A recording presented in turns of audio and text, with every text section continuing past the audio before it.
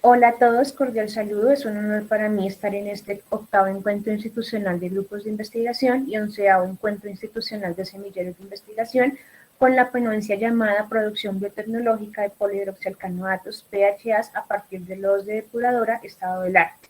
Esta investigación ha sido desarrollada por las investigadoras Juliana Camacho Curne, Carolina Guzmán Luna, docentes de la Universidad Colegio Mayor de Cundinamarca, Iván Cabeza Rojas, docente de la Universidad Santo Tomás de Aquino, y quien les habla, Andrea Díaz González, estudiante de 10º semestre de la Universidad Colegio Mayor de Cundinamarca.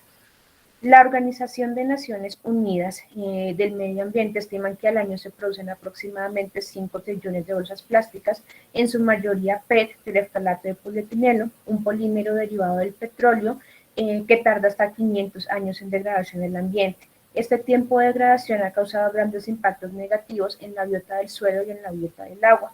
Por eso es importante generar alternativas de producción de plásticos amigables con el medio ambiente y biodegradables a partir de materias primas como por ejemplo aguas residuales de origen doméstico. En cuanto a los plásticos, existen plásticos de origen biológico que no son biodegradables como por ejemplo el polietileno, el poliuretano, la poliacrilamida y el policloruro de vinilo. Otros que son de origen petroquímico y no biodegradables como por ejemplo un derivado del polietileno, el polipropileno, el tereftalato de polietileno, la poliacrilamida también. Tenemos unos petroquímicos que son biodegradables como el PSL, el PBS, el PGA, y los que nos interesan en esta investigación, los de origen biológico y biodegradables como por ejemplo el ácido poliláctico y el polihidroxialcanoato. La producción industrial a nivel mundial de polihidroxialcanoatos, hay muchas empresas a nivel mundial que los pueden producir con diferentes aplicaciones, como aplicaciones en el área ambiental para la fabricación de bolsas, artículos desechables, en el área médica para implantes quirúrgicos, también para la fabricación de envases y empaques para alimentos. Y lo más importante de resaltar de estas empresas es que los producen estos polihidroxialcanoatos a partir de residuos agroindustriales, que son pues beneficiosos para la producción de polihidroxialcanoato. Los polihidroxialcanoatos son polímeros producidos por bacterias, por arqueas, por microalgas. Estos los van a usar ellos como gránulos de reserva y de energía. Los polihidroxialcanoatos se clasifican dependiendo del número de carbones en polihidroxialcanoatos de cadena media, en cadena corta y de cadena mixta. Y estos van a tener unas propiedades que los van a catalogar entre elastómeros y termoplásticos. Entonces vamos a depender de la temperatura de fusión, de la temperatura de transición vítrea, del porcentaje de cristalinidad y el porcentaje de elongación. En cuanto a la estructura del polihidroxialcanoato, simplemente va a depender del radical que se le asigne y también del microorganismo que lo vaya a producir y de la fuente de carbono que éste vaya a tener. El gránulo de polihidroxialcanoato está rodeado por una membrana. Esta membrana está compuesta por enzimas polimerasas y despolimerasas. Recordemos que el gránulo se almacena de forma intracelular. Bueno, en cuanto a las generalidades de los microorganismos productores, hay dos tipos de microorganismos que pueden producir polihidroxialcanoatos. Hablamos de cultivos puros y de cultivos mixtos. Cuando hacemos referencia a los cultivos mixtos, hablamos de cultivos puros, hacemos referencia a bacterias, por ejemplo, como pseudomonas, como Escherichia coli, que se usan cepas nativas o cepas recombinantes de cada una de estas. Ventajas de estas es que tienen una alta densidad celular y un crecimiento celular acelerado, pero como desventaja es que requieren una alimentación constante, lo que incrementa los costos de producción. En cuanto a los cultivos mixtos, son poblaciones bacterianas indefinidas que se van a acomodar al ambiente que se les vaya a imponer. Son más económicas de hacer, no requieren tanto tiempo de alimentación y pueden someterse a condiciones de estrés, lo que les va a permitir una acumulación del polihidroxialcanoato. Entre los géneros que se conocen como potenciales productores y acumuladores de polihidroxialcanoato está Tauera, que se ha identificado en un 48.88%, seguido de Aquamonas y de Flavobacterium también en un 1.70%.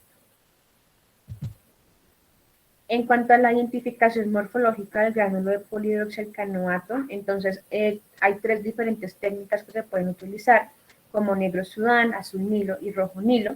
Tanto azul nilo como rojo nilo son técnicas que se usan por microscopía de fluorescencia y negro sudán se utiliza por microscopía óptica. En azul nilo el gránulo de polihidroxialcanoato se va a ver de color verde y en rojo nilo se va a ver de un color rojo o anaranjado. En negro sudán se va a ver el gránulo de polihidroxialcanoato como un color negro o grisáceo.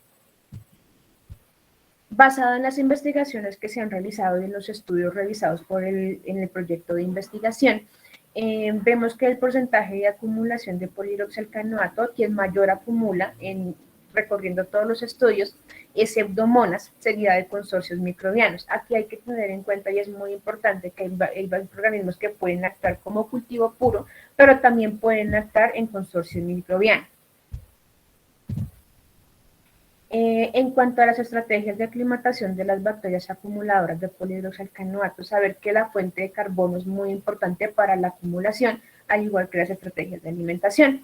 Como vemos en esta tabla, podemos ver que un consorcio microbiano que tiene como fuente de carbono ácidos grasos volátiles y una estrategia de alimentación como fixed feeding pueden acumular hasta el 62.30% de peso seco de PHA. Entonces la importancia recae en la fuente de carbono y en la estrategia de alimentación que a este consorcio microbiano o a las bacterias se les va a aplicar.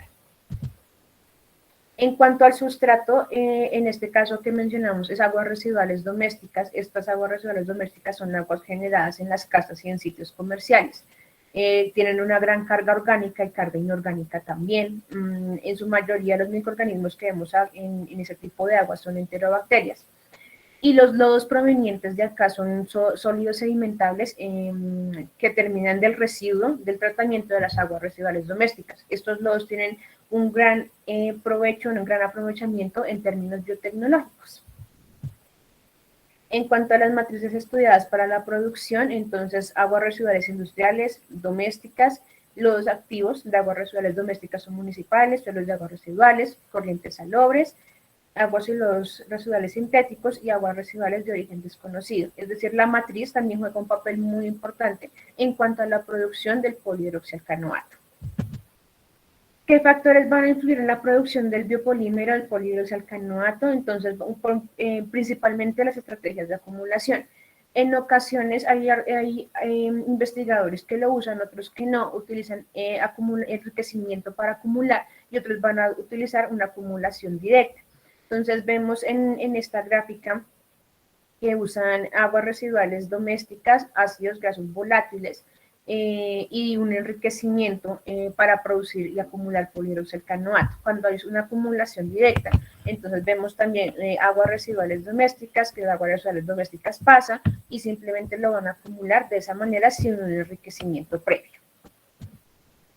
También la estrategia de fermentación, en este caso hablamos de Feast and Famine, que es fiesta y hambruna. Entonces, en esta técnica lo que se hace es alimentar constantemente al consorcio microbiano y después de un determinado tiempo esa alimentación se detiene y se pone literalmente a los microorganismos a aguantar hambre para que estos en fase de estrés empiecen a producir el polihidroxialcanoato y también empiecen a acumular. Entonces vemos que en las estrategias de Feast and Famine lo que se hace es una depresión de carbono y nitrógeno, lo que va a permitir que la acumulación del polihidroxialcanoato se aumente, que es lo que realmente nos interesa.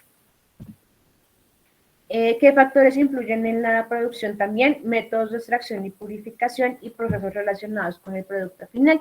Entonces, hay autores que mencionan que la extracción se puede realizar por medio de surfactantes, por ejemplo, el Twin 20, el Tritón, que van a tener porcentajes de la extracción del polihidroxialcanoato del 51 más o menos 4% y el 45 más o menos 4%. Entonces nos damos cuenta que realmente los procesos de extracción con surfactantes dan un resultado favorable en cuanto al proceso de la extracción de este polihidroxialcanoato.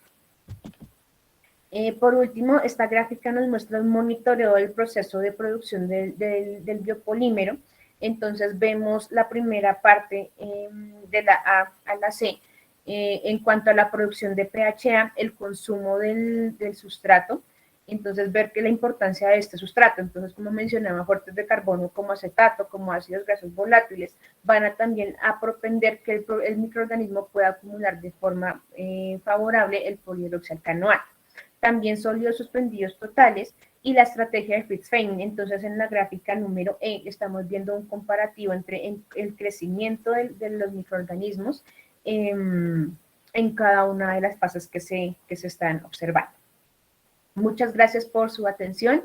Seguimos en curso con esta investigación. Igual cualquier duda que puedan tener, que pueda surgir, estoy atenta para solucionarles. Muchísimas gracias.